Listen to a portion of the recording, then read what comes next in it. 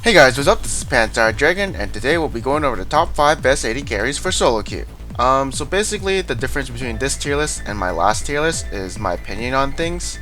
Like for instance, I thought Tristana wasn't the best, and she deserved number 5, but now I see she's really powerful. And with that in mind, I kinda changed the tier list, and of course, the Lucian. Lucian got changed recently, but let's see where he stands with this tier list.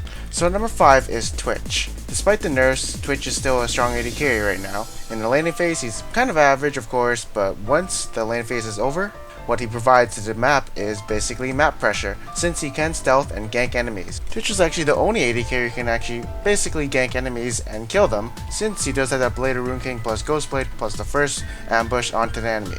The second thing that makes Twitch really strong is his ultimate. Its AoE gives him more attack damage, and of course, it makes him a really strong late game monster.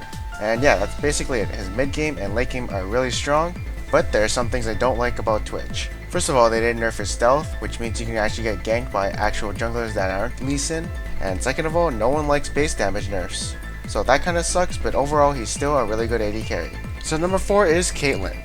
Caitlyn right now is, a really long range AD carry. Even though she is a Bloodthirster user, she is also an Infinity Edge user, and she is one of the most dominant AD carries in lane since she can abuse her range. One of the things I do like about her is that if she does win her lane, she can go down mid lane, and then she can get that tower and basically getting 2 towers off her winning her lane.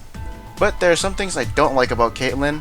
For instance, most AD carries do scale better than her since she does not have any attack speed steroids or attack damage steroids, etc. And I don't like her escape. That thing can be interrupted and you won't get the full escape.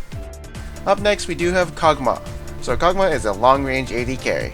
He's always done tons of damage late game, and what I like about him most is his abusiveness of the Triforce, since he can proc it every 2 seconds with his ultimate and other skills. This makes him also really strong, and of course with the Blade of the Rune King change, he'll be shredding more damage of whoever is in front of him, since he's actually never really used active as much as other AD carries, and combined with the maximum health shred from his W, that's a lot of damage. And of course he is one of those late game monsters who you don't want to deal with when you get to late game, as he will shred your team. Now some things I don't like about him is his pre-6 laning is weak, so he can be bullied throughout that phase. He also really has no escape, so if the enemy does get onto him, he's basically dead. Other than that, he's a really good AD carry right now, and does a lot of damage. So at number 2 we do have Tristana.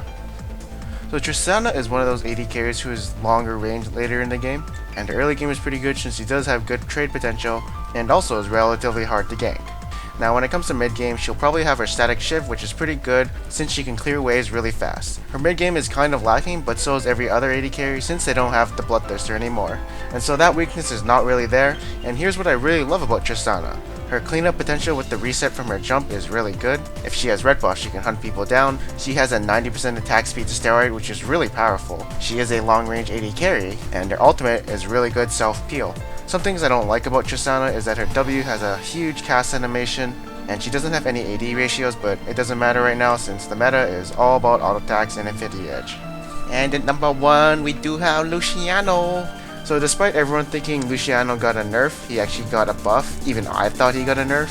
But if you haven't actually read the patch notes, basically his attack range got a nerf, but everything else got a buff. His base stats and more importantly his E were the big things. Right now he's like a mini Ezreal since you can't really catch him, but he can keep catching you, and literally his E became a relentless pursuit. So the buff to his E actually made him a really good duelist since the enemy cannot get away from his infinite dashes that he keeps proccing.